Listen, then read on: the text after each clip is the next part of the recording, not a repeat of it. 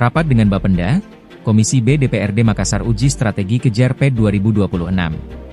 Pria di Takalar aniaya mantan istri, anak balita diduga turut jadi korban. Spesialis pembobol rumah dan pencuri mesin diringkus tim Pegasus Jeneponto. Muscab Hanura Makassar dijadwalkan ulang Januari, Irmawati Sila tetap kandidat kuat.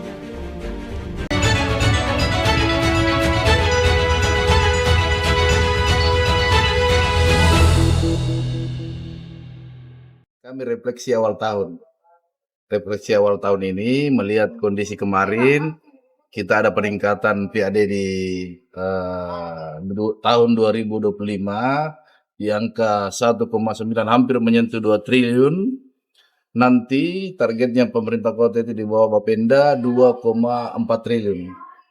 Dari situlah refleksi awal tahun ini seperti apa gebrakan-gebrakan yang mau dilakukan Bapenda ke depan. Kami selaku Komisi B Mitra Kerja dari Bapenda melakukan pengawasan strategi-strategi apa yang harus dilakukan Bapenda untuk mencapai target ini bahkan melebihi daripada target itu. Setelah mendengar Pak dan dari Bapenda sendiri apa yang mungkin dievaluasi atau apa?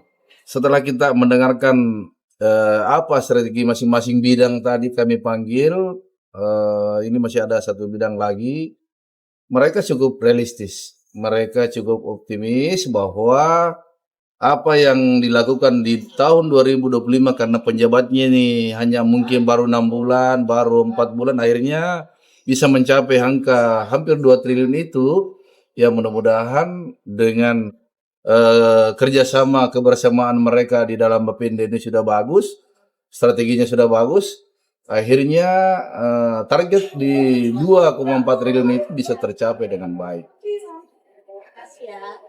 Pak, mungkin dari kan paling tidak di BPHTB, PBB dengan reklame.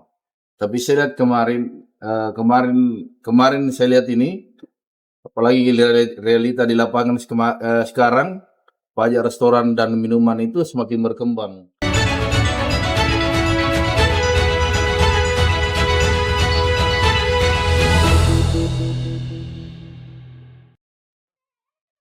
Jagat maya dihebohkan dengan beredarnya video amatir yang memperlihatkan aksi pertengkaran hebat berujung penganiayaan di Kabupaten Takalar. Insiden yang melibatkan seorang pria terhadap mantan istri dan anak balitanya tersebut diketahui terjadi di perumahan Istana Permai, Kelurahan Kalabirang, Kecamatan Patalasang. Berdasarkan keterangan korban berinisial ZFS, 30, warga Paleko, peristiwa bermula dari urusan kebutuhan dasar anak mereka. ZFS menjelaskan bahwa anaknya yang masih berusia sekitar 2 tahun sempat dibawa ke desa Bulukunyi karena kehabisan stok susu. Saya bawa anak ini baik-baik kembali ke bapak kandungnya untuk diserahkan. Tiba-tiba anak ini diantar ke rumah Istana Permai. Saat saya hendak menanyakan alasan mengapa anak ini dibawa ke kampung, mantan suami saya yang sudah menunggu langsung menghampiri, ujar ZFS. Dalam pertemuan tersebut, situasi memanas hingga terjadi penganiayaan. ZFS mengaku dipukul berulang kali pada bagian wajah dan kepala. Akibatnya, ia mengalami luka robek pada bagian bawah bibir hingga mengeluarkan darah. Tak hanya itu, dalam video yang beredar, anak balita korban diduga turut menjadi sasaran amuk pelaku. Menanggapi video viral tersebut, AKP Muhammad Rizal, PLT Kasih Humas Polres Takalar, membenarkan adanya laporan terkait dugaan penganiayaan tersebut. Kejadian tersebut benar adanya dan sempat viral di media sosial. Saat ini laporan polisi sudah masuk di unit reskrim Polres Takalar, jelas AKP Muhammad Rizal, Kamis 15 Januari. Pihak kepolisian saat ini tengah melakukan proses hukum lebih lanjut. Kasus sudah dalam tahap pembuatan berita acara pemeriksaan, BAP, oleh Satreskrim dan kami akan segera memanggil saksi-saksi. Pelaku belum diamankan karena masih dalam tahap penyelidikan, tambahnya.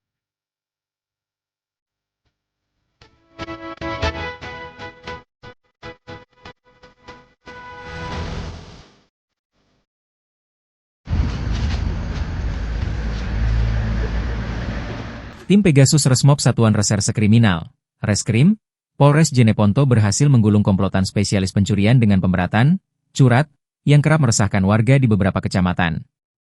Dalam penangkapan ini, polisi berhasil mengamankan 3 orang terduga pelaku di lokasi berbeda pada Senin 12 Januari.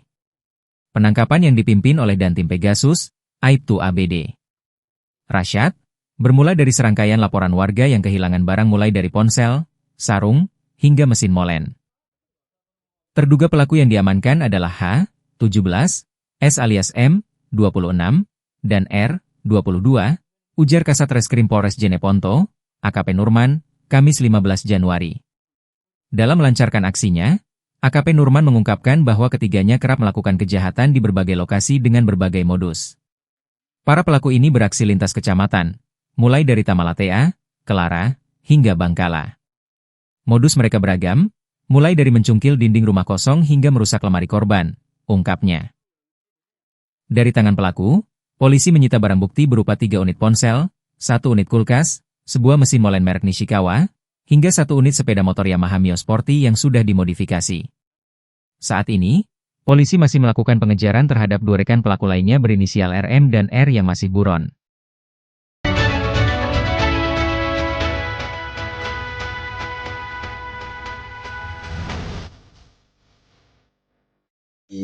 Ketua Hanura Provinsi Sulawesi Selatan melakukan regenerasi pengurus. Salah satu bentuknya adalah membentuk pengurus cabang yang baru. Di beberapa daerah sudah dilantik seperti Luwu Utara, Palopo, Kabupaten Pindrang, Kabupaten Wajo sudah dilaksanakan pelantikan. Nah, insya Allah kalau tidak ada arah yang melintang, Januari 2026 PAC Kota Makassar segera juga akan dibentuk dan dilantik. Dan calon terkuat untuk sekarang ini adalah Haji Irma Yanti Sila, dan insya Allah kalau tidak ada halangan Haji Mulis masih mendampingi sebagai sekretaris. Mekanismenya seperti apa? Mekanismenya memang sebenarnya tetap melibatkan PAC, meskipun harus ada disposisi dari DPP Pusat, Hanura Pusat. Itu mengumpulkan rekomendasi dari PAC. Untuk sampai hari ini belum ada baku perintahnya, tapi biasanya ada dulu kalau DPD kemarin terpilih itu nama turun langsung dari DPP dan itu disepakati dan disetujui oleh DPC. Selain Ibu Irma, apa ada calon lain, Pak? Sampai hari ini belum ada. Sampai hari ini belum ada. Artinya dukungan untuk sementara ini mengalir ke Ibu Irma. Mengalir ke Ibu Irma. Iya, kita doakan supaya Haji Irma bisa, karena saya rasa Haji Irma cukup mumpuni untuk memimpin Hanura, karena dia 2 periode anggota DPD di Jeneponto dan sudah masuk 2 periode di Kota Makassar. Itu yang menjadi salah satu matang dalam berpolitik. Sudah matang dalam berpolitik. Dan insya Allah kalau tidak ada halangan, Haji Mulis tetap mendampingi sebagai sekretaris.